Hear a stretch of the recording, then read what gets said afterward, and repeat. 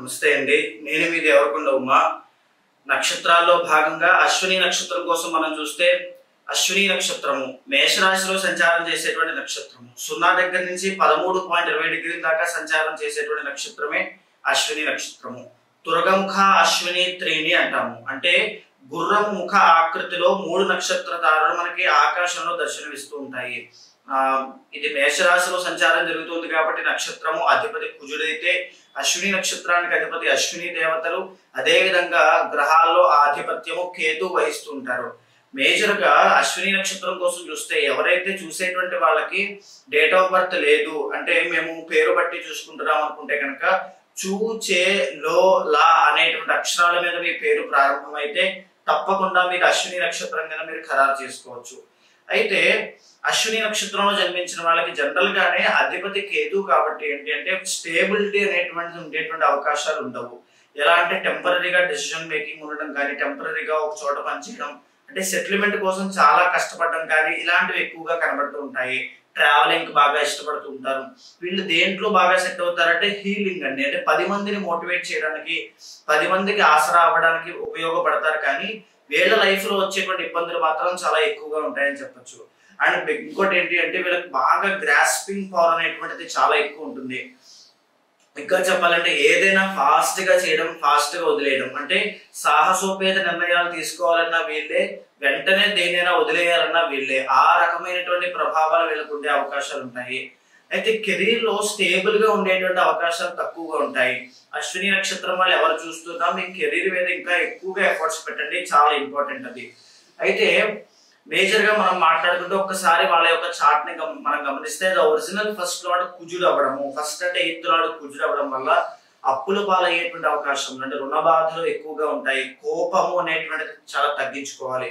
General గానే very energetic people అండి మీరు. అంటే ఏదైనా యాక్టివ్ గా పనిచేసి ఏ బలమైనటువంటి పనులైనా, ఈవెన్ మెన్ ఆర్ ఉమెన్ ఎవరైనా సరే ఫాస్ట్ గా ఆ వర్క్ ని పూర్తి చేసేటువంటి శక్తి సామర్థ్యాలు ఉండేటువంటి వ్యక్తులుగా ఉంటారు.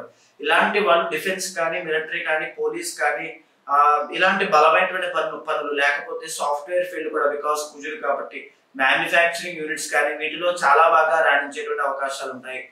2nd and 7th lord original 2nd and 7th lord శుక్రుడు అవడము, మేజర్ గా మంచి ఆకర్షణీయంగా మాట్లాడడం, సెంటర్ ఆఫ్ అట్రాక్షన్ అవడము, లేకపోతే లవ్ మ్యారేజ్ చేసుకునేటువంటి అవకాశాలు ఉంటాయి.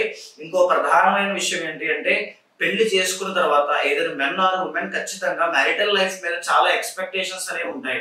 అంటే వచ్చే అబ్బాయి ఇలా ఉండాలి, వచ్చే అమ్మాయి ఇలా ఉండాలి, అలా ఉండాలి, ఇలా ఉండాలి. సో ఇలాంటి ఎక్స్పెక్టేషన్స్ వల్ల చాలా ఇబ్బందులు వస్తాయని కూడా చెప్పొచ్చు. సో ఖచ్చితంగా మ్యారిటల్ లైఫ్ లో ఇబ్బందులు రాకుండా చాలా జాగ్రత్త పడండి. అనుమానము అనేటువంటి దానికి దేనికి కూడా తావివ్వకుండా జాగ్రత్తగా ఉండండి. అదే విధంగా 3rd and 6th లార్డ్ బుధుడు అవ్వడము, మేజర్ గా ఏంటి అంటే మీ బంధువుల దగ్గర నుంచి మీకు శత్రుత్వం వచ్చేటువంటి అవకాశాలు ఎక్కువగా ఉంటాయి. ఈ విషయాన్ని బాగా గుర్తుపెట్టుకోండి. ఈఎన్టీ ప్రాబ్లమ్స్ కానీ, నర్వస్ సిస్టమ్ ప్రాబ్లమ్స్ కానీ వచ్చే అవకాశాలు ఎక్కువగా కనబడుతున్నాయి. 4th లార్డ్ చంద్రుడు అవ్వడము, తల్లి దగ్గర నుంచి వచ్చేటువంటి ఆ ప్రేమని, వాత్సల్యము, ఆ సపోర్ట్ వల్ల జీవితంలో చాలా గెలుచుకుంటూ ముందుకు వెళ్తారని చెప్పొచ్చు.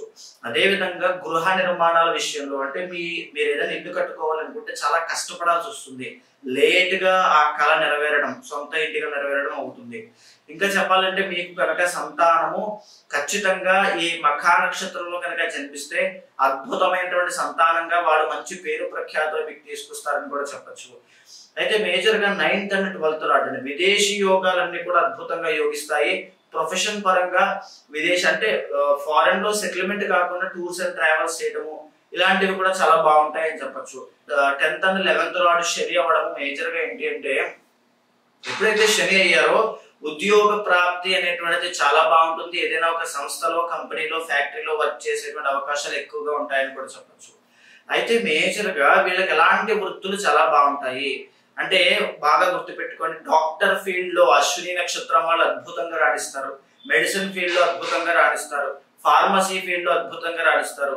టూర్స్ అండ్ ట్రావెల్స్ విషయంలో అద్భుతంగా రాణిస్తారు. పశు సంపద, కోళ్ల ఫార్ములు, డైరీ ఫార్మ్స్ కానీ, ఏదైనా వైన్ షాప్స్ కానీ, అగ్రికల్చర్ సంబంధిత వ్యాపారములు కానీ ఎక్స్ట్రాడినరీగా రాణించే అవకాశాలు ఉంటాయి. వంశపారంపర్యంగా వచ్చే వృత్తుల్లో కూడా వీళ్ళు అద్భుతంగా రాణిస్తారని చెప్పొచ్చు. అయితే జూలై దగ్గర నుంచి డిసెంబర్ దాకా వీళ్ళ యొక్క పరిస్థితి ఎలా ఉంటుంది అనేటువంటి చూస్తే కనుక ఈ పీరియడ్ ఆఫ్ టైమ్ లో జూలై 20వ తారీఖు దాటిన తర్వాత నుంచి అశ్విని నక్షత్రం వాళ్ళకి రాజయోగం పడుతోంది అని చెప్పొచ్చు. బికాజ్ ఎందుకు అంటే శని ముఖం మీద నుంచి కుడి భుజం మీదకి సంచారం చేయడం వల్ల రాజయోగము, ధనము, గౌరవ మర్యాదలు, లాభము ఇలాంటివన్నీ కూడా వీళ్ళకి శని యొక్క గ్రహం వల్ల అద్భుతంగా కలగజేస్తున్నాయి. అయితే జాగ్రత్తగా ఉండాల్సింది ఏంటి అంటే ఆరోగ్యం విషయంలో తల దగ్గర నుంచి ఊపిరితిత్తుల దాకా వచ్చేటువంటి ఆరోగ్య సమస్యల విషయంలో చాలా జాగ్రత్తగా ఉండాలి. డబ్బులు విపరీతంగా ఖర్చు అవుతుంటాయి, ఆ డబ్బులు ఖర్చు అవ్వకుండా జాగ్రత్త పడాలి. ఆరోగ్య సమస్యల విషయంలో కూడా కఫ సంబంధిత ఆరోగ్య సమస్యలు రాకుండా సెప్టెంబర్ తర్వాత నుంచి ఎస్పెషల్లీ చాలా కేర్ఫుల్ గా ఉండాలని చెప్పొచ్చు. అక్టోబర్ తర్వాత మీ యొక్క ఆర్థిక పరిస్థితి కానీ, ఆరోగ్య పరిస్థితులు కానీ, లేకపోతే ఈ రుణ బాధల విషయంలో కానీ చాలా మెరుగైనటువంటి పరిస్థితులు చూసే అవకాశం ఉంటుంది. అయితే ఇంకో నక్షత్రం కోసం మరో వీడియోలో చూద్దాం. నమస్కారం.